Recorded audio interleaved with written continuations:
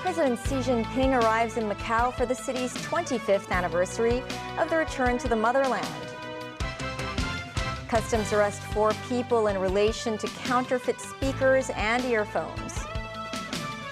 And a man is arrested in Russia in connection with the killing of a top Russian general.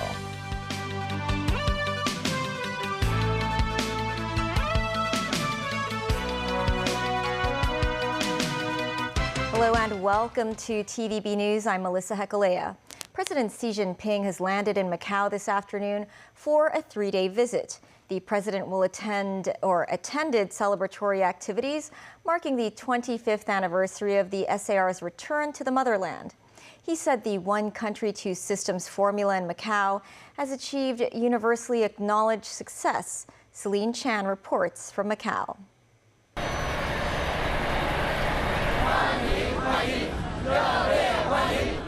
President Xi Jinping's plane touched down at the Macau International Airport at about 4 p.m. today.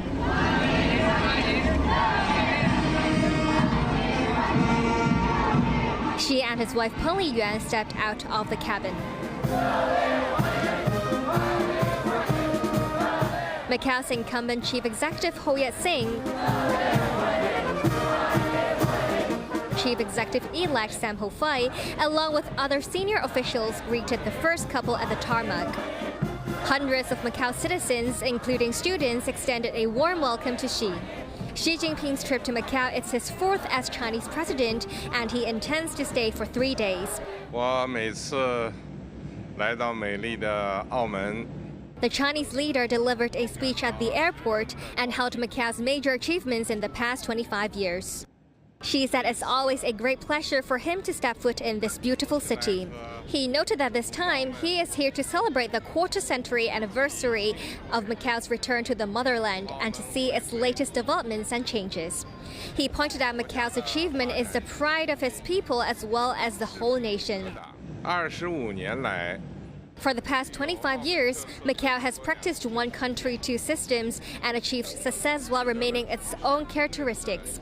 Macau has since shown vibrance and distinctive charm, he said, adding that it is well prepared to embrace a brighter future, as long as its people give full play to the advantages of one country, two systems. Xi will tour around the city in the coming days to have in-depth exchanges with people from all walks of life. The president is scheduled to attend a banquet dinner as well as a cultural performance tomorrow evening. Celine Chan, TVB News, Macau. Excitement is in the air as President Xi kicked off his long-anticipated visit to the city. He expressed confidence in Macau's promising future and will also attend the inauguration of the new SAR government on Friday. Our reporter Celine Chan is now in Macau. She'll be reporting there for Pearl News in the coming few days. So, hi Celine, what is the situation right now in Macau? Thank you, Melissa. President Xi immediately met with the current Macau chief executive Ho Yat-seng after landing this afternoon. So he affirmed Ho and his cabinet's work for being pragmatic during the challenging times. He also praised them for overcoming hurdles like the COVID-19 pandemic and also for the city's progress in economic diversification. President Xi last visited Macau in 2019. He said he would use his trip to celebrate the anniversary with compatriots and also to inspect the city's current new developments and changes. So during his visit this time, as for now, we only know he is going to attend a welcoming dinner and also a welcoming performance at the Macau Dome tomorrow evening. Well, that's all the update we have as for now. Back to you at the studio. Thanks, Celine. We'll be seeing her the rest of this week. Meantime, state media noted that President Xi Jinping was personally involved with planning the diversification of Macau's economy for several years. Some of the enclave's residents hope the president's latest visit will bring about new measures to stimulate the economy. Timothy Lee tells us more. Security has been strengthened all across Macau, with frequent police patrols ensuring a smooth 3 days of President Xi Jinping's visit. This as Bauer Station of the enclave's light rapid transit system, located next to the president's accommodation at the San Chok Un guest house, will not serve passengers until Friday. Those traveling through the Outer Harbour Ferry Terminal must also be checked by X-ray scanners. To celebrate the 25th anniversary of Macau's return to the motherland, activities will be held at the Enclave's East Asian Games Dome on Thursday night. Staff members are required to undergo security checks when entering and exiting the arena. Some Hong Kongers deliberately travel to the Enclave in a bid to enjoy the festive atmosphere. This man said he's excited for the chance to see the president in person. Local residents, meanwhile, look forward to the president's visit, bringing about new measures to benefit the economy. This woman said it takes policy to open up the market to boost tourism and stimulate the economy. While this man noted the amount of shuttered businesses in recent times and urged the president to take a look into the matter. A statement issued by state media, Xinhua News Agency, stressed President Xi's care for the enclave's development and the livelihood of its residents. It further said the president continues to push for the success of the one country, two systems principle in Macau. Recalling Xi's previous visit to the enclave in 2009 as vice president, the statement noted the president already emphasized the need for Macau to diversify its economy at the time. The president has toured the enclave on several occasions to visit local residents and listen to their concerns. Timothy Lee, TVB News. Chief Executive John Lee will lead a Hong Kong SAR delegation to Macau tomorrow for the 25th anniversary of Macau's return to the motherland. Lee also congratulated Macau in a newspaper article. Lee said both Hong Kong and Macau share the advantages of one country and two systems. He noted the incoming chief executive, Sam Ho Fai, who had served as president of the Court of Final Appeal of Macau, will guide the city to new heights of achievements. He also said he anticipates close collaboration with Macau in the future, jointly making new contributions to the nation's great rejuvenation. The Customs and Excise Department arrested 4 men on suspicion of being involved in selling counterfeit speakers and earphones as parallel imports at a chain store. Customs officers seized 1,300 suspected counterfeit products, including Bluetooth earphones and speakers, with an estimated value of $1.4 million. This after authorities were notified about a chain store selling the items as parallel imports at 40 to 70% of the product's standard price. Officers took action on Tuesday and searched 8 branches of the chain store, as well as industrial buildings and warehouses. Authorities said the counterfeit items bear a striking resemblance to the real products and that they could only tell the difference under careful inspection. Former media tycoon and founder of the now-defunct Apple Daily, Jimmy Lai, continues to take the stand to defend himself against national security charges. Lai faces 2 counts of conspiracy to collude with foreign forces and 1 count of conspiring to publish seditious materials. Samantha Lee reports. The national security trial of Jimmy Lai resumed at West Kowloon Court this morning. Lai continued his testimony on day 112 of the trial. The defense played part of Lai's online talk show, in which Lai shared his political views. In it, Lai said that Taiwan leader Tsai Ing-wen had an advantage over her predecessor Chen Shui-bian, which was the support from the U.S. Lai also said that Taiwan's computer chip manufacturing technology was actually a strategic weapon for the U.S. government and a leverage against China. Lai denied in court that he was advocating anything, but only stated the fact that Taiwan and the U.S. developed ties over many years. The court also showed a tweet posted by Lai on 6 July 2022. In the post, Lai forwarded a news article about then Secretary for Justice Teresa Chang, who said police could arrest people based on reasonable suspicion. Lai wrote in the post that, "What kind of rule of law is this?" Judge Alex Lee doubted this, saying police arresting people if they have reasonable suspicion is a common practice in common law countries, and has always been practiced in Hong Kong even before the handover. Lai said he misunderstood the concept due to his ignorance of the law. At the start of the hearing, Lai smiled at his family members in the courtroom, including his wife. Samantha Lee, TVB News. China hopes Syria will achieve peace and restore stability as soon as possible, and Beijing is ready to play a constructive role to that end.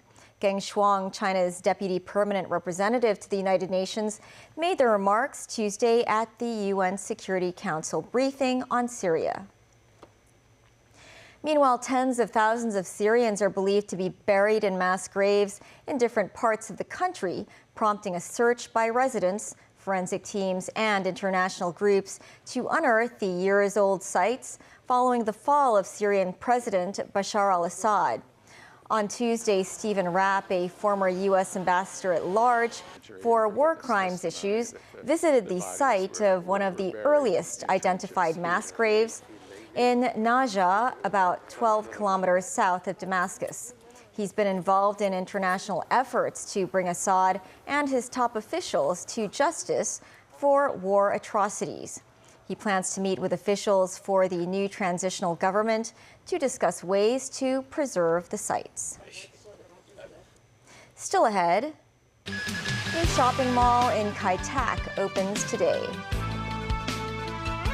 Earthquake rocks the South Pacific island of Vanuatu. Astronauts from China's Shenzhen 19 set new record in space.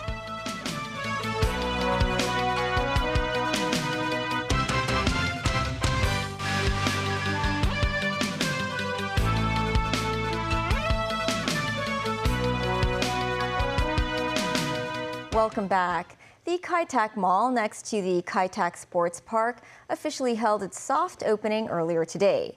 The mall is Hong Kong's first and only sportainment destination with a concept of merging sports with entertainment. Anip reports.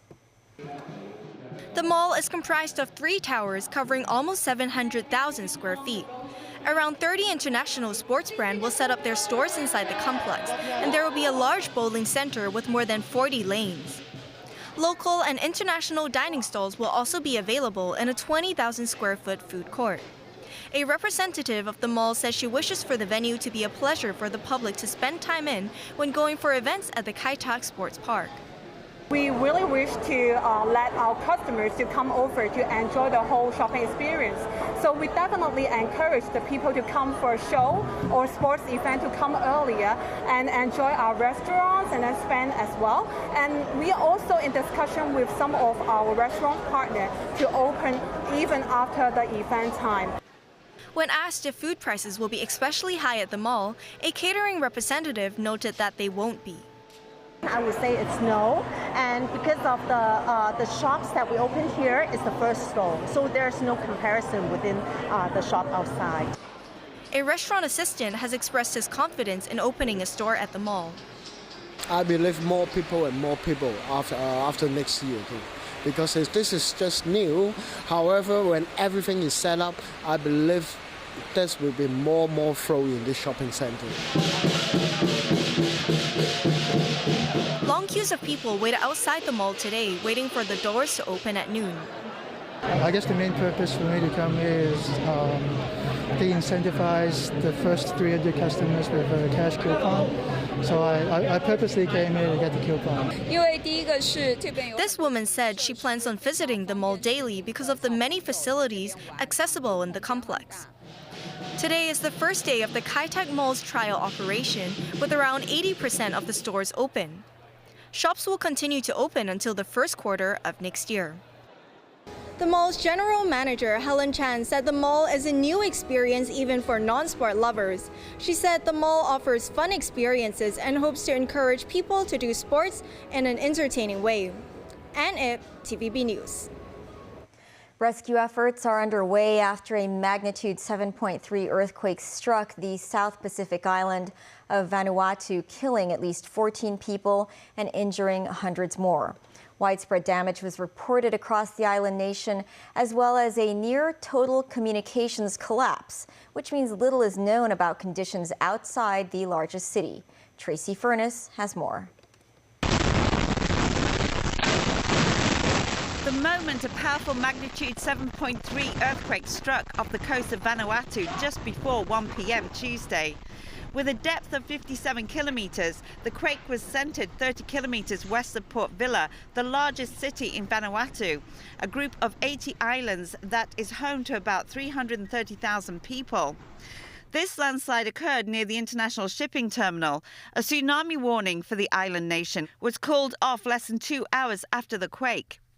Aftershocks of up to 5.5 magnitude were recorded after the initial quake, with people pouring onto the streets afraid of being trapped inside buildings. And a number of diplomatic missions in the capital, including those of the United States, Britain, France and New Zealand, reported damage to their buildings. It was horrible. I was inside the house. We've lived here for 6 years, and this was by far the biggest earthquake we've had. So I was watching my house jumping up and down. I stood there in shock. An aid plane from the Royal Australian Air Force took off from Queensland carrying supplies and personnel to go and help the relief effort in Vanuatu. Frantic rescue efforts got underway after the quake hit Tuesday afternoon, and rescuers worked through the night, trying to reach people screaming for help from under the rubble. The International Federation of Red Cross Asia Pacific said it was not clear how many people were still missing. Tracy Furness, TVB News. The Shenzhou 19 astronauts who are currently aboard the Tiangong space station have successfully completed their maiden extravehicular mission on Tuesday. They set a new record for the longest duration of EVAs by Chinese astronauts. Danny Zhou has the story. 神舟19号打开出舱舱门。 With the instruction of the ground team, Shenzhou 19 astronaut and commander Cai Xuzhe opened the Wentian experiment module hatch and ventured outside the orbiting Tiangong space station. Soon afterwards, Cai and his crewmate Song Lingdong left the airlock cabin with a 2-meter safety belt. It was a nice and cloudless day, and the astronauts said they felt glad to appreciate the spectacular view in space. The duo used a robotic arm to embark on extravehicular activities. They completed various assignments, including the installation of a debris protection device and inspection and handling of external equipment. Meanwhile, the third crew member, Wang Haoze, China's first and only female spaceflight engineer, stayed inside the space station to provide support. After completing the mission at about 9:57 p.m. on Tuesday, Cai and Song safely returned to the Wentian lab module. Their spacewalk lasted for over 9 hours, the longest among the 17 EVAs by Chinese astronauts. The China Manned Space Agency said the undertaking marked Commander Cai's second spacewalk, following his orbital journey in the Shenzhou 14 mission 2 years ago. Song also became the first Chinese astronaut born after 1990 to have taken part in the EVAs. Launched in October, Shenzhou 19 is the country's 14th manned spaceflight mission. Its crew members will conduct scientific experiments, technological tests, as well as payload deployment operations during their stay in space, and are expected to return to Earth in late April or May next year. Danny Zhou, TVB News. North Korea's capital, Pyongyang, has a new landmark, a beer restaurant in one of its new districts, Hwasong. The beer bar and restaurant is located in one of 3 new suburbs built in the past 2 years in a renewed attempt to create more homes in the capital. The restaurant follows the traditions of Taedonggang beer, North Korea's main brew. It's named after the river that runs through the center of Pyongyang. North Korea bought the brewery from England and reassembled it with the help of German experts in 2002. The beer comes in many different versions. The most popular is Taedonggang No. 2, which is a light lager with a lot of bubbles. And that's the news. Thanks for watching. Bye for now.